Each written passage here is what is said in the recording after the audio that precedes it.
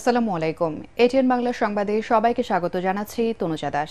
শুরুতেই জানিয়ে দেব BRB cables সংবাদ শিরোনাম। উদ্দেশ্য প্রণোদিতভাবে সংস্কার ও নির্বাচন ইস্যুকে মুখোমুখি দাঁড় করানোর অপচেষ্টা হচ্ছে তারেক রহমান। রাষ্ট্রীয় সহায়তায় নতুন রাজনৈতিক দল করার উদ্যোগ মেনে নেবে না জনগণ।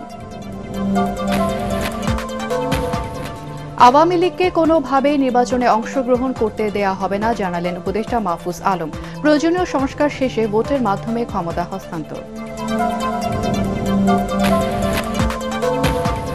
৫৪ বছর দেশে দলবাজির নামে যারা গুম খুন হত্যা করেছে তাদের বিচার করতে হবে বললেন জামাতের আমির। চাঁদাবাজদের দমন করা হবে হান্নান মাসুদ।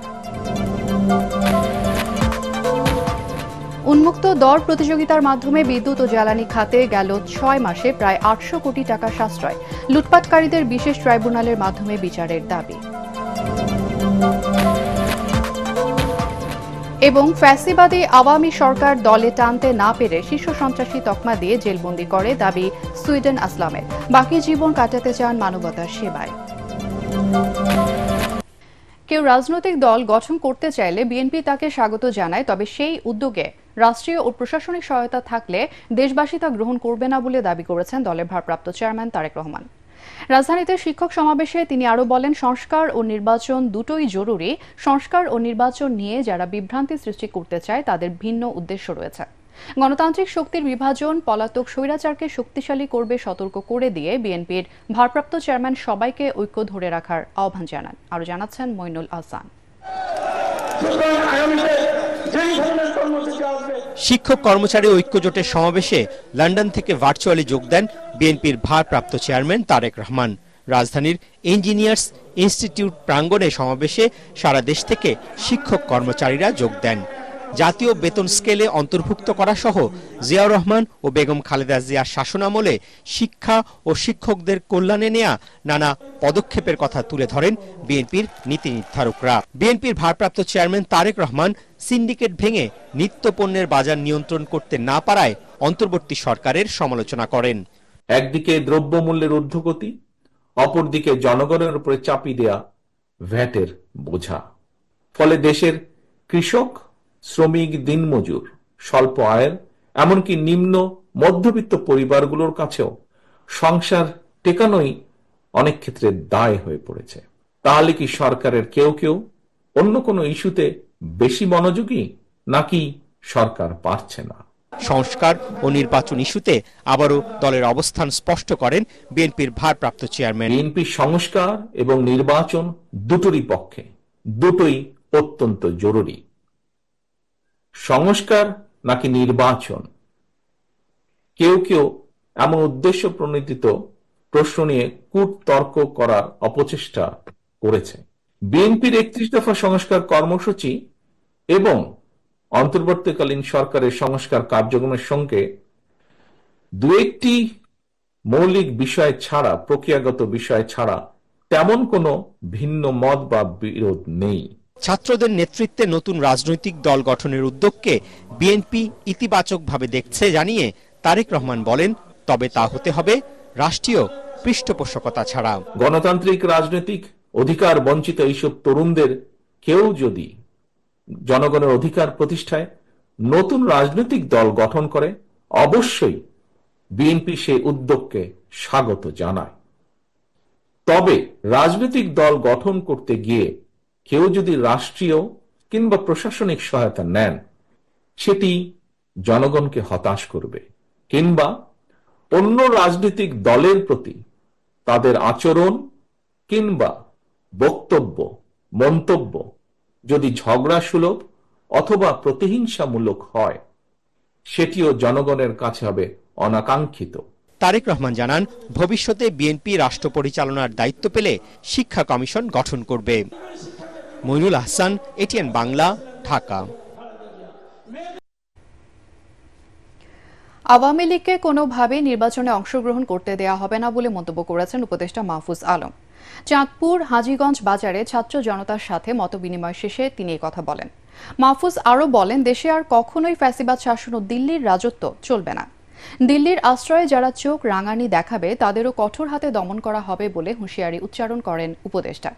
এ সময় দেশে সেনা শাসনের প্রয়োজন নেই বলেও উল্লেখ করেন উপদেষ্টা মাহফুজ। আরও জানাচ্ছেন জাহিদুল আলম। উপদেষ্টা হিসেবে দায়িত্ব নেয়ার পর নিজ গ্রাম লক্ষ্মীপুরের রামগঞ্জে প্রথমবারের মতো সফরে যান জুলাই বিপ্লবের অন্যতম সংগঠক অন্তর্বর্তী সরকারের উপদেষ্টা মাহফুজ আলম।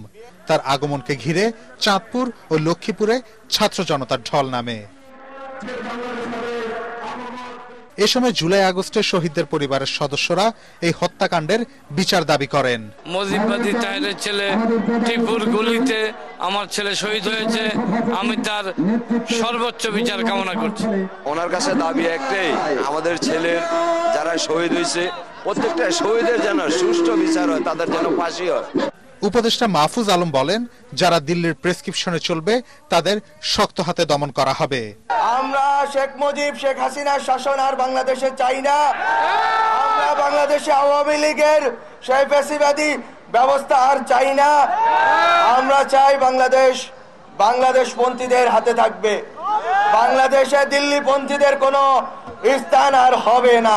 এর আগে সকালে লক্ষ্মীপুরের রামগঞ্জে যাওয়ার পথে চাঁদপুরের হাজীগঞ্জ বাজারে যাত্রা বিরতি দেন মাহফুজ আলম।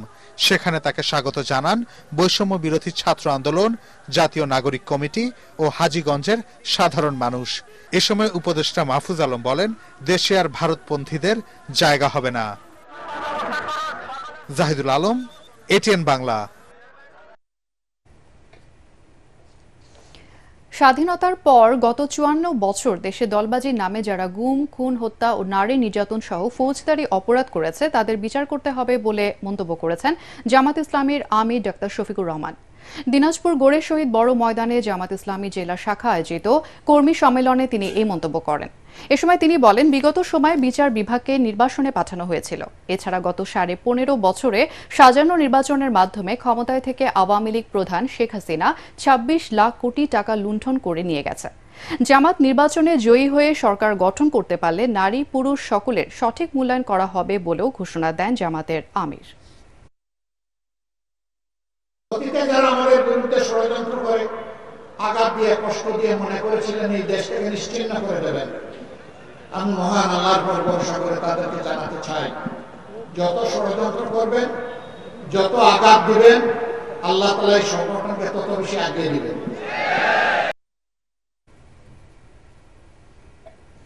ইসলামের নীতি আদর্শের মাধ্যমে বর্তমান পরিস্থিতিতে দেশে শান্তি প্রতিষ্ঠা করা সম্ভব বলে জানিয়েছেন ইসলামী আন্দোলন বাংলাদেশের আমির পীর সাহেব চরমনাই সৈয়দ মোহাম্মদ রেজাউল করিম। রাজধানীর কারণবাজারে দলটির ঢাকা মহানগর উত্তর আয়োজিত নগর সম্মেলনে তিনি একথা বলেন। এ সময় বৈষম্য বিরোধী ছাত্র আন্দোলনের মুখ্য সংগঠক আব্দুল হান্নান মাসুদ বলেন, শুধুমাত্র নির্বাচনের জন্য ছাত্র জনতা প্রাণ দেয়নি, চাঁদাবাজ দখলবাজদের শক্ত হাতে দমন করা হবে। আওয়ামী লীগকে পুনর্বাসনের নীল নকশা তৈরি করেছে একটি মহল বলেও জানান তিনি।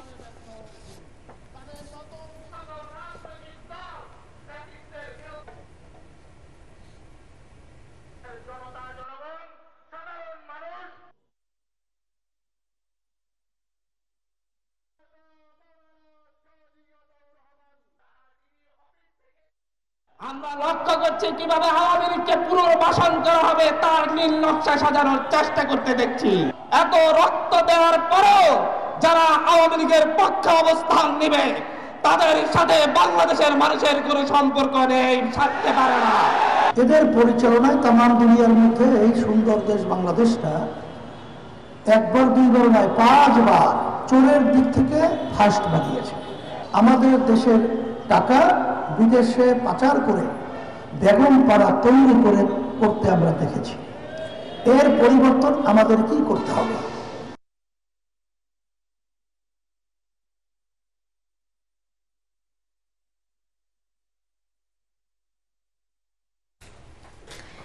শান্তিপূর্ণ নির্বাচনের মাধ্যমে ক্ষমতা হস্তান্তরের পথে না গিয়ে গণতন্ত্রের বাইরে অন্য কোনো উদ্দেশ্য থাকলে সেটা ভালো হবে না বলে হুঁশিয়ারি দিয়েছেন বিএনপির স্থায়ী কমিটির সদস্য আমির খসরু মাহমুদ চৌধুরী।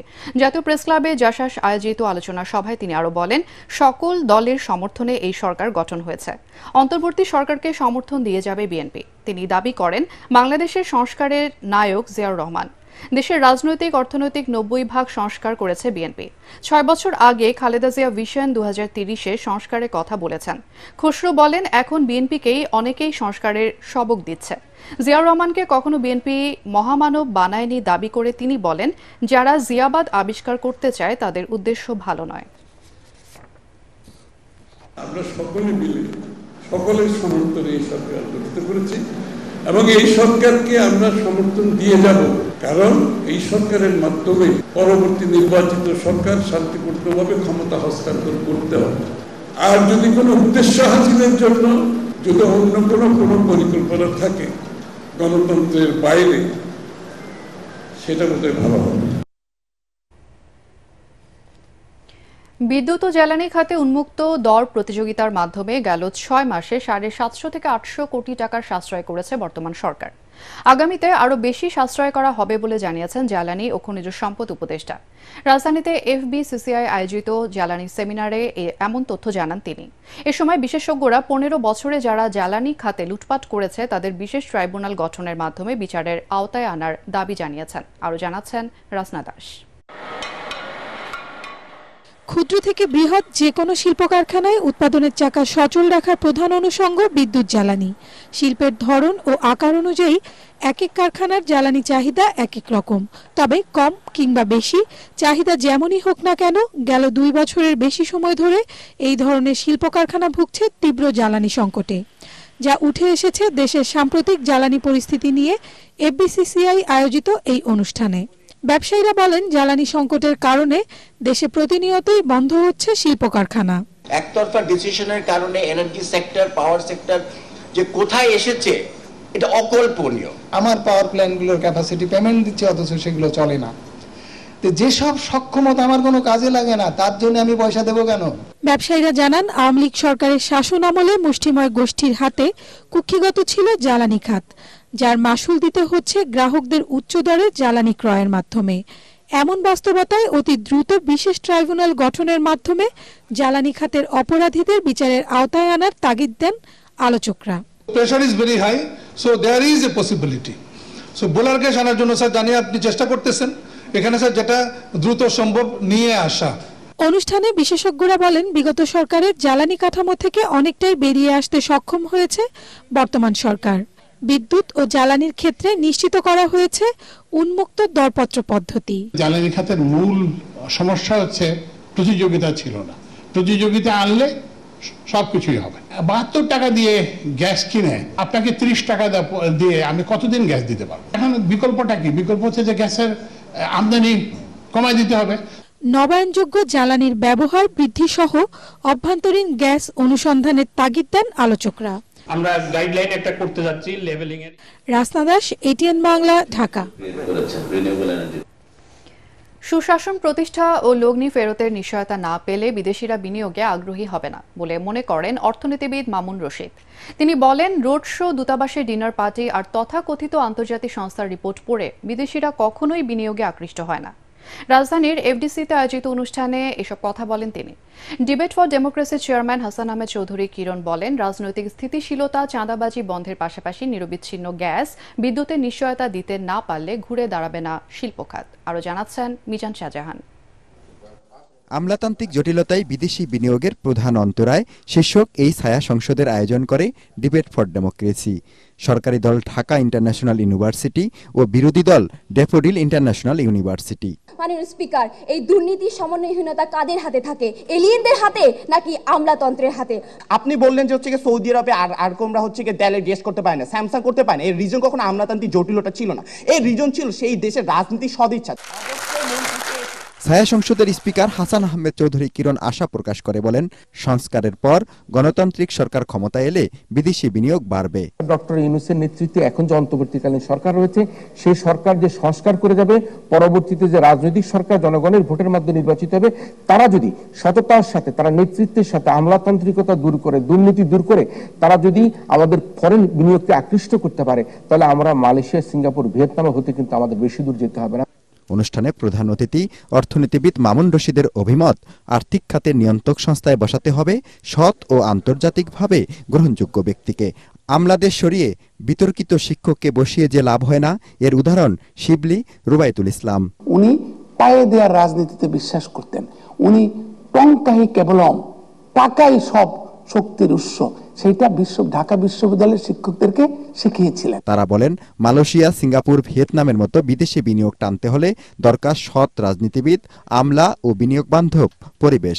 বিরাট একটা কাজ করে বিভিন্ন দেশে বিদেশি বিনিয়োগ আকর্ষণ করার জন্য সেই দেশের হোস্ট কান্ট্রির ব্যাংকিং ব্যবস্থা, আর্থিক খাতের গভীরতা কিংবা ঋণ প্রাপ্তির সহজলভ্যতা কিংবা ঋণের ক্ষেত্রে ঋণের সুদের হার। আজকে আমাদের শিল্প মালিকরা অভিযোগ করেছেন, আমি যখন গ্যাসের বিল দেই, গ্যাসের বিল ঠিকই দিচ্ছি কিন্তু গ্যাসের পরিবর্তে আমার বাতাস আসছে। তিনি বলছেন, আমি বিল দিতে চাই, আপনি আমাকে গ্যাস দেন, বাতাস দিয়ে না। বড় বড় কয়েকজন ব্যবসায়ী শিল্পপতি গাজীপুরের চোখের পানি ফেলেছেন, বলছে আমি চাঁদা দিতে দিতে অস্থির হয়ে গেছি, আমাকে বাঁচান, আমার শিল্প প্রতিষ্ঠানকে বাঁচান। শুধুমাত্র কর্মীদের মুখের দিকে তাকিয়ে আমি আমার কারখানা বন্ধ করছি না।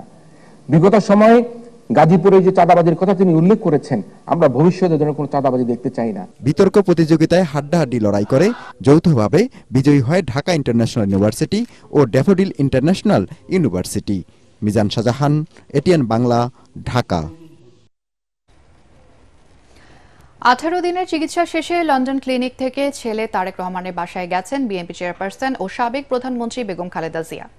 লন্ডনের স্থানীয় সময় শুক্রবার রাত 9:30 আর বাংলাদেশ সময় রাত 3টার দিকে হাসপাতাল থেকে বাসায় আসেন তিনি। চিকিৎসকদের পরামর্শ নিয়েই হাসপাতাল থেকে তাকে বাসায় আনা হয়েছে। খালেদা জিয়ার ব্যক্তিগত চিকিৎসক ডাক্তার AJM জাহিদ হোসেন এই তথ্য জানিয়েছেন। তিনি আরও জানান, ছেলের বাসা থেকেই তার পরবর্তী চিকিৎসা চলবে। গত 7 জানুয়ারি কাতারের আমিরের পাঠানো বিশেষ এয়ার অ্যাম্বুলেন্সে করে যুক্তরাজ্যে পৌঁছান বেগম জিয়া। এয়ারপোর্ট থেকে সরাসরি হাসপাতালে নেওয়া হয় তাকে।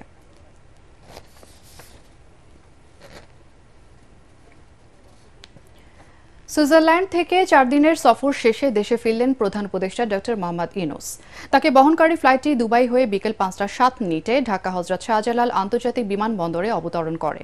প্রধান উপদেষ্টার deputy press secretary Abul Kalam Azad Majumdar তার দেশে ফেরার তথ্যটি নিশ্চিত করেন। সুইজারল্যান্ডের দাভোসে ওয়ার্ল্ড ইকোনমিক ফোরামের বার্ষিক সভায় যোগ দিতে 20 জানুয়ারি সোমবার দিবাগত রাতে ঢাকা ছাড়েন প্রধান উপদেষ্টা। এই সফরে দাভোসে বিশ্ব অর্থনৈতিক ফোরামের বার্ষিক সভা সহ অন্যান্য উচ্চ পর্যায়ের পার্শ্ব ইভেন্টের ছোট বড় মোট 47টি সভায় যোগ দেন প্রধান উপদেষ্টা। এতে তিনি বিভিন্ন দেশের রাষ্ট্রপ্রধান ও বিশিষ্ট ব্যক্তিদের সঙ্গে মিলিত হন। ভারতের বেঙ্গালুরুতে নাজমা নামে এক বাংলাদেশি তরুণীকে ধর্ষণের পর হত্যার ঘটনায় বিচার চেয়ে বিক্ষোভ সমাবেশ করেছে বৈষম্য বিরোধী ছাত্র আন্দোলন। ঢাকা বিশ্ববিদ্যালয়ের রাজু ভাস্কর্যের সামনে এই বিক্ষোভ করা হয়। এ সময় শিক্ষার্থীরা বলেন, ভারতের আগ্রাসন বাংলাদেশের জনগণ আর মেনে নেবে না। নাজমা ফেলানি সহ সকল হত্যার সঠিক বিচার করতে হবে। এবার আল আরাফা ইসলামী ব্যাংক অর্থ সংবাদ।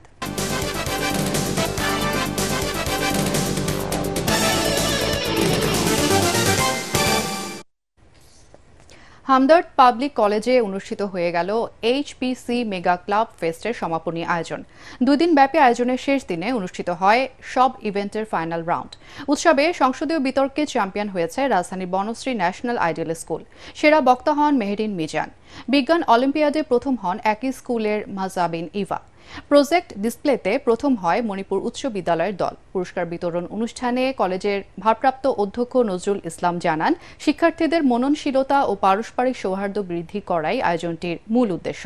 পরে সাংস্কৃতিক অনুষ্ঠান ও বিজয়ীদের মাঝে পুরস্কার বিতরণের মধ্য দিয়ে শেষ হয় এবারের আয়োজন।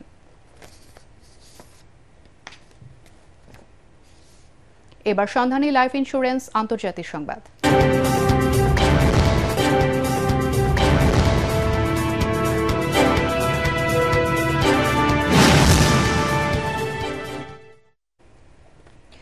যুদ্ধবিরতি চুক্তির অংশ হিসেবে দ্বিতীয় দফা ইসরায়েলি জিম্মি 4 নারী সেনাকে মুক্তি দিয়েছে ফিলিস্তিনি স্বাধীনতাকামী সশস্ত্র গোষ্ঠী হামাস। শনিবার সকালের দিকে গাজা নগরীতে এক অনুষ্ঠানে হামাসের সশস্ত্র সেনা প্রহরায় ইসরায়েলি 4 জিম্মিকে নিয়ে আসা হয়। এ সময় তাদের হাস্যোজ্জ্বল ও হাত নাড়িয়ে আনন্দ প্রকাশ করতে দেখা যায়। মুক্তি পাওয়া 4 ইসরায়েলি সেনা হলেন কারিনা আরিয়েভ, ড্যানিয়েলা গিলবোয়া, নামা লেভি এবং লিরি আলবাগ। 2023 সালের 7 অক্টোবর হামাস যোদ্ধারা গাজা সীমান্তের কাছে ইসরায়েলি একটি সামরিক ঘাঁটি ধ্বংস করেন। তখন সেখান থেকে ইসরায়েলি এই 4 নারী সৈন্যকে ধরে নিয়ে যায় হামাস। ইসরায়েলি সামরিক বাহিনী বলেছে গাজায় মুক্তি পাওয়া 4 জিম্মিকে পেয়েছে ইসরায়েলি প্রতিরক্ষা বাহিনী। এর বিনিময়ে 200 ফিলিস্তিনি কারাবন্দীকে মুক্তি দিচ্ছে ইসরায়েল। এবারে পাটেক্স খেলার খবর।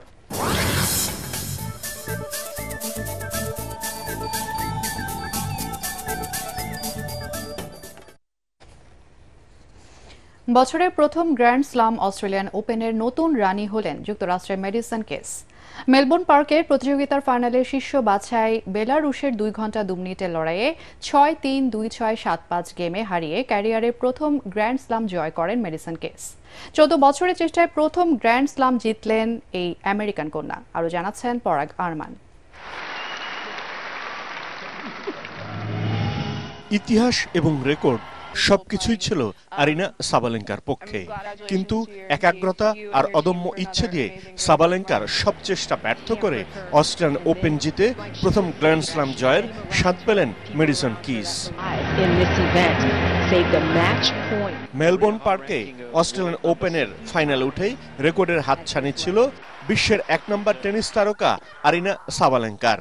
তা হল গত 26 বছর পর প্রথম নারী হিসেবে টানা তৃতীয়বার শিরোপা জয়ের। কিন্তু মাঠে নেমেই পাল্টে যায় দৃশ্যপট। একের পর এক ফোরহ্যান্ড এবং ব্যাকহ্যান্ডে ফেভারিট সাবালেঙ্কাকে ধরাশায়ী করতে থাকেন 19 নম্বর বাছাই ম্যাডিসন কিস। 35 মিনিটে প্রথম সেট জেতেন আমেরিকান তারকা 6-3 গেমে। 35 মিনিটের দ্বৈরথে পরের সেট 6-2 জিতে ম্যাচে ফেরেন সাবালেঙ্কা। বেলারুশ কন্যার চোখে তখন নতুন ইতিহাস গড়ার রঙিন স্বপ্ন। ম্যাচ যেন কেহ কারে নাহি জেনে সমানে সমান। এরপর টানা 2 গেম জিতে 7-5-এ চ্যাম্পিয়ন হন আমেরিকান তারকা। ফ্ল্যাভিয়া পিনেত্তা, আনা জোন্স এবং ফ্রান্সেস্কা শিয়াবনের পর চতুর্থ বেশি বয়সী খেলোয়াড় হিসেবে ক্যারিয়ারে প্রথম গ্র্যান্ড স্লাম জিতলেন ম্যাডিসন কিস। পরাগ আরমান, এটিএন বাংলা। শেষ করার আগে বিআরবি কেবলস সংবাদ শিরোনাম আরও একবার। উদ্দেশ্য প্রণোদিতভাবে সংস্কার ও নির্বাচন ইস্যুকে মুখোমুখি দাঁড় করানোর অপচেষ্টা হচ্ছে তারেক রহমান।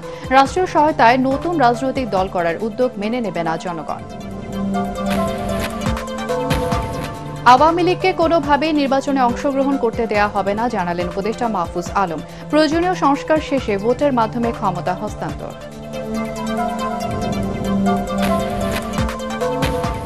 54 বছর দেশে দলবাজির নামে যারা গুম, খুন, হত্যা করেছে তাদের বিচার করতে হবে বললেন জামাতের আমির।